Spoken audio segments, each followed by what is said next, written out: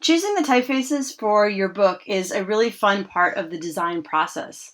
So we're going to talk a little bit about display fonts or headline fonts and body copy fonts.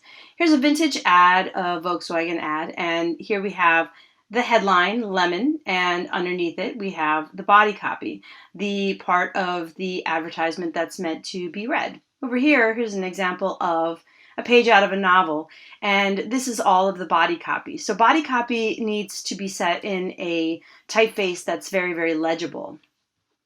I'm going to provide this for you guys to download. This is a page with some basic typesetting guidelines. And we have a list of fonts. These are serif fonts and these are sans serif fonts. And anything in these two categories would be very nice to set body copy in.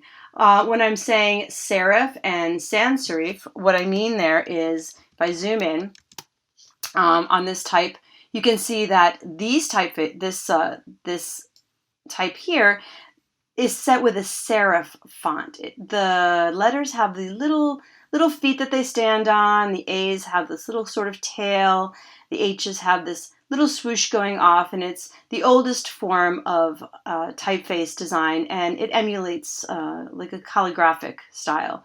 This is sans serif. It does not have our little whooshes and little tails that go off of the typeface, and so this is a more modern look.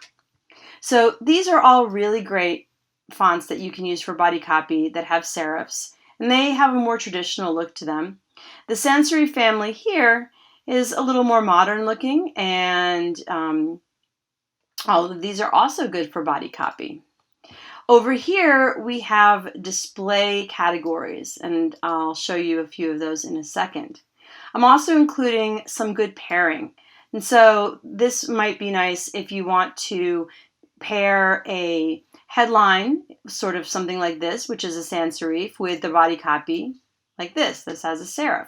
So these are some pairs that like each other and they look nice together.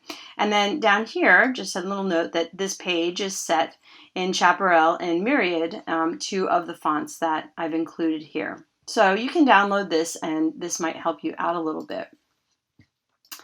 A good way to sort of see this in action is I'm going to go to Google Fonts. Google Fonts is a nice place that you can download some free fonts to use for your book.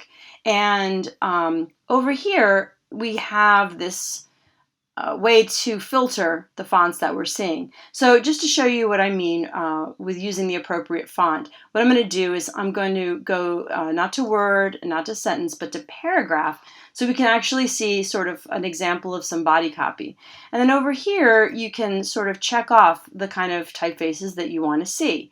So for example, if I uncheck serif and sans serif and handwriting and monospace, what I'm seeing here are display fonts, and these fonts are meant for headlines or really big words or the cover. Don't set your book in these. They are so hard to read. If nobody wants to read it, you get about 2 sentences in and then you just can't do it anymore.